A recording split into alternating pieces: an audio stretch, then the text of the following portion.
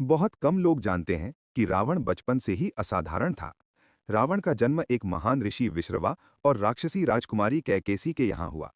उसका असली नाम था दशानन, क्योंकि उसके 10 सिर थे, जो उसकी अद्भुत बुद्धि और ज्ञान के प्रतीक थे।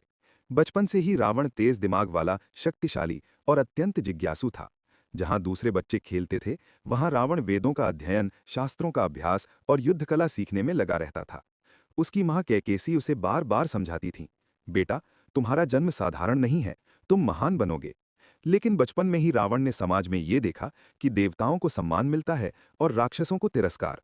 यही बात उसके मन में धीरे धीरे क्रोध और प्रतिशोध का बीज बोने लगी। एक दिन छोटे रावण ने अपने पिता विश्रवा से पूछा, पिताजी, क्या ज्ञान होने पर भी शक्ति नहीं मिलती? पिता ने उत्तर दिया, ज्ञान के साथ तपस्या हो तभी शक्ति मिलती है।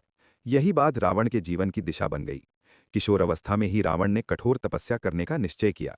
वो जंगलों में गया, वर्षों तक भूखा प्यासा रहकर ब्रह्मा जी की उपासना करता रहा। उसकी तपस्या इतनी भयंकर थी कि देवता भी भयभीत हो गए। अंततः ब्रह्मा जी प्रकट हुए और वरदान दिया। रावण को अपार शक्ति, अमरता के समान बल और अद्भुत ज्ञान प्राप्त हुआ। लेकिन इसी शक्ति के साथ उसके भीतर अहंकार भी जन्म लेने लगा। बचपन में बोया गया क्रोध और युवावस्था में मिली शक्ति, यही आगे चलकर रावण के पतन का कारण बनी।